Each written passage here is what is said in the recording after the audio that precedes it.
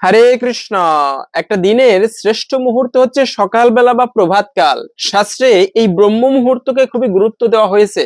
সেজন্য সকালবেলা ঘুম থেকে উঠেই আমাদের প্রত্যেকটা সনাতন ধর্মাবলম্বীর এই তিনটে কার্য করা উচিত। এতে জীবনে দুর্ভাগ্য নাশ হয় এবং সৌভাগ্যের উদয় হয়, মনস্কামনা পূরণ হয়। খুবই গুরুত্বপূর্ণ প্রসঙ্গ। প্রভাতকালে যে কার্যগুলো আমাদের অবশ্যই করা উচিত, আজকের এ পর্বে আমরা সেই প্রসঙ্গে জানার চেষ্টা করব। প্রত্যেকটা সনাতন ধর্মাবলম্বীর আজকের এই গুরুত্বপূর্ণ তথ্যগুলো জানা প্রয়োজন। সকলকে স্বাগতম জানাচ্ছি আমাদের এই অমর কৃষ্ণ কথায়। আমরা চেষ্টা করি এরকমই সনাতন ধর্মের গুরুত্বপূর্ণ তথ্যগুলোকে আপনাদের সাথে উপস্থাপন করতে, শেয়ার করতে। তাই আসুন আগামী কিছুক্ষণ সময় ধৈর্য ধরে আজকের এই গুরুত্বপূর্ণ তথ্যগুলো জেনে নেই। আশা করছি আজকের এই তথ্যগুলো আপনাকে অবশ্যই সমৃদ্ধ করবে এবং ভালো লেগে থাকলে অবশ্যই একটা লাইক করে কমেন্টে আপনার ইষ্ট দেবতার নামটি অথবা ভগবান শ্রী বিষ্ণুর নামটি একবার হলেও লিখে যাবার অনুরোধ জানাচ্ছি। দেখেন, সকালবেলাকে শাস্ত্রে ব্রহ্ম মুহূর্ত সময়কে সব থেকে বেশি প্রাধান্য দেওয়া হয়েছে। যেমন অনেক শুভ সংকেত বা লক্ষণের বিষয় উল্লেখ পাওয়া যায়, বলা হয়ে থাকে। তার মধ্যে একটা বিষয় হচ্ছে, যদি কখনো খেয়াল করেন যে বারবার বা কয়েকদিন যাবত খুবই ভোরে ভোরে ঘুম থেকে আপনার ঘুম ভেঙে যাচ্ছে খুবই ভোরে, সেই ব্রহ্ম মুহূর্ত সময়টা হচ্ছে সূর্য উদয়ের পূর্বে 1 ঘন্টা 36 মিনিট পূর্বে। এই সময়টাকে বলা হয় ব্রহ্ম মুহূর্ত। এবং একটা দিনের মধ্যে সব থেকে শ্রেষ্ঠ মুহূর্ত হচ্ছে এই ব্রহ্ম মুহূর্ত। এই সময় আপনি যে কার্য করেন না কেন, সাধনা করার জন্য সব থেকে শ্রেষ্ঠ সময়। সেজন্য একটা দিনকে 3 ভাগে ভাগ করা হয়েছে সময়কে। সেটা হচ্ছে প্রথম ব্রহ্ম মুহূর্ত থেকে শুরু করে সকাল পর্যন্ত, এটা হচ্ছে সাত্ত্বিক সময়। এরপরে আসে রাজসিক সময়, এরপরে তামসিক সময়, সন্ধ্যাকাল। এই সময় মানুষের চেতনা নিম্নগামী থাকে। এই ব্রহ্ম মুহূর্ত সময়কে শাস্ত্র থেকে শুরু করে সকল জায়গায় খুবই প্রাধান্য দেওয়া হয়েছে। আপনি এই সময় বই পড়েন, কার্য করেন, যে কার্য করেন না কেন, অথবা সাধনা করবেন, সকল কিছুর জন্য সর্বোত্তম সময় হচ্ছে এই ভোরবেলা অথবা ব্রহ্ম মুহূর্ত। তো কয়েকদিন যাবত যদি খেয়াল করেন আমার খুবই ভোরে ভোরে ঘুম ভেঙে যাচ্ছে, এটাকে খুবই শুভ সংকেত বলা হয়েছে। মনে রাখবে, এর মাধ্যমে শীঘ্রই দৈব কৃপা তুমি লাভ করতে চলেছো। তবে খুবই ভোরে ভোরে যদি ঘুম ভেঙে যায়, ওই সময় আমাদের ঘুম থেকে ঘুমানো উচিত নয়। ওই সময় আপনি হাত পা ধুয়ে সৃষ্টিকর্তার সাধনা করতে পারেন বা গুরুদেবের দেওয়া মন্ত্র জপ করতে পারেন, ইষ্ট মন্ত্র। এর মাধ্যমে সৃষ্টিকর্তার বা ইষ্টদেবের বিশেষ কৃপা লাভ করা যায়। সেজন্য আর একটা বিষয় হচ্ছে মর্নিং শুজ দ্য ডে, সকালবেলা তোমার সারাদিনটি কেমন ভাবে কাটবে তার একটা শিরোনাম দেখিয়ে দেয়, ভূমিকা দেখিয়ে দেয়। সেই সকালবেলাকে বলা হয়েছে আপনি ভালোভাবে শুরু করা উচিত। আমরা সকালবেলা ঘুম থেকে উঠে অনেকে রাগারাগি করি, ঝগড়া করি, এটা কখনো করা উচিত না। এতে সারাদিনটি সেই খিটখিটে মেজাজে হওয়ার সম্ভাবনা থাকে। সকালবেলা ঘুম থেকে উঠেই আমাদের ভালোভাবে হাসি মুখে শুরু করা উচিত। এজন্য সকালবেলা উঠেই প্রথম যে কাজ করা উচিত সেটি হচ্ছে সূর্য দেবতাকে একটা প্রণাম করা উচিত, যার কৃপায় জগতের প্রাণ স্বরূপ বলা হয়েছে সূর্যদেবকে। তাকে একটা প্রণাম করা উচিত। পূর্ব দিকে তাকিয়ে ওম জবা কুসুম সংকাশম কাশ্যপিয়াম মহাদত্তিম ধান্তারিম সর্ব পাপগ্ধ প্রণতহস্মি দিবা করো, এই মন্ত্রে সূর্য দেবতাকে একবার প্রণাম করা উচিত। এরপরে হচ্ছে আরো আরো কিছু কার্য অবশ্যই আমাদের করা উচিত। তবে সকালবেলা কিন্তু হাসি মুখে শুরু করা উচিত, ইষ্ট দেবতার নাম দিয়ে, মন্ত্র দিয়ে শুরু করা উচিত। এতে কি হয় যে বিশেষ করে বলা হয়েছে ভগবানের কৃপা লাভ হয়। যার জীবনে ভগবানের কৃপা রয়েছে, হরি যাকে রক্ষা করে কে তারে মারিতে পারে। তো প্রথমত বলা হয়েছে জীবনে ভগবানের বা ইষ্ট দেবতার কৃপা লাভ হয় এই কার্যগুলো করলে। দ্বিতীয়ত হচ্ছে ব্যবসা বাণিজ্য উন্নতি, আর্থিক সমৃদ্ধি আসে।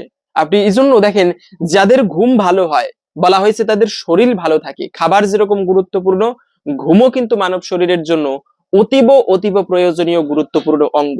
সেজন্য ভালো থাকার জন্য 8 ঘন্টা কম, একটা প্রাপ্তবয়স্ক মানুষের জন্য 7 থেকে 8 ঘন্টা ঘুমানো উচিত। এবং এই ঘুমটা যদি যার যত বেশি ঘুম ভালো হয় তার স্বাস্থ্য তত ভালো থাকে। তাড়াতাড়ি ঘুমাতে যাওয়া উচিত, তাড়াতাড়ি ঘুম থেকে ওঠা উচিত। সকালবেলা খুবই ভোরে ভোরে ঘুম থেকে উঠলে ওই সময়ের যে একটা আবহাওয়া, ওইটাই মনকে ফ্রেশ করে দেয়। সেজন্য বলা হয়েছে যে খুবই ভোরে ঘুম থেকে ওঠা, এটা একে তো ভালো, দ্বিতীয়ত হচ্ছে ওই সময় এই কার্যগুলো করলে আপনার আর্থিক সমৃদ্ধিও আসবে, মা লক্ষ্মীর কৃপা লাভ হয়। তৃতীয়ত হচ্ছে সাংসারিক অমঙ্গল কাটে। বর্তমানে প্রত্যেকটা মানুষের জীবনে কিন্তু একটা অশুভ রয়েছে বা একটা অশুভ থাকে, একটা নেগেটিভ শক্তি থাকে। যেমন অনেকের গ্রহ দোষ থাকে। তো এরকম ভালো কিছু করতে যাবে, হঠাৎ ভালো কিছু হচ্ছে, তারপরে আবার একটা পিছু টান তাকে পিছনের দিকে নিয়ে যায়। এরকমও যদি হয়, বলা হয়েছে এই কার্যগুলো করার মাধ্যমে প্রভাতকালে তার ধীরে ধীরে সেই অশুভগুলো কেটে যায় এবং সৌভাগ্যের উদয় হয়। তাই সেজন্য বলা হয়েছে প্রথমত হচ্ছে আপনি অবশ্যই ঘুম থেকে উঠে আপনি মাটিতে পা ফেলার আগে যে কার্যটি করা উচিত সেটি হচ্ছে যে এই পৃথিবী মাতাকে প্রণাম করা উচিত, যাকে বলা হয়েছে বসুমাতা। এই বসুমাতা, শাস্ত্রে 7 প্রকার মায়ের কথা বলা হয়েছে, তার মধ্যে একটা মা হচ্ছে এই ধরিত্রী মাতা, আত্মমাতা, গুরুপত্নী, ব্রাহ্মণী রাজপত্নিকা, ধেনুর ধাত্রী তথা পৃথ্বী, সপ্তৈত মাতরে স্মৃতা। নিজের মা যেরকম মা, গুরুপত্নী মানে গুরুদেবের স্ত্রী তিনিও মা, ব্রাহ্মণী মানে সাধুর স্ত্রী তিনিও মা, রাজ মানে তারপরে হচ্ছে রাজপত্নী রাজরানী তিনিও মা, গাভী মাতা তিনিও একজন মা, আবার এই ধরিত্রী মাতাকে মানে বসুমাতাকে তাকেও মা বলে সম্বোধন করা হয়েছে। সেই মাটিতে পা রাখার আগে তার কাছে মানে প্রণাম করতে হয় তাকে। সেই প্রণাম মন্ত্র হচ্ছে সমুদ্র মেখালে দেবী পর্বত, নবমণ্ডলে বিষ্ণুপত্নী নমস্যামি, পাদ স্পর্শম ক্ষমস্যামে। এই মন্ত্র বলে ধরিত্রীর উপর পা রাখতে হয়। অথবা আপনি মন্ত্র না জানেন, সেক্ষেত্রে আপনি ধরিত্রী দেবীকে মনে মনে প্রণাম করে মাটিকে প্রণাম করে, রাম যে ভগবান রামচন্দ্র বনবাসে গিয়েছে কিন্তু অযোধ্যার মাটি নিয়ে গিয়েছিল এবং প্রতিদিন সেই অযোধ্যাকে প্রণাম করত। এ হচ্ছে মাতৃভূমির সম্মান। সেজন্য এই ধরিত্রী মাতাকে বসুমাতাকে প্রণাম করতে হয়।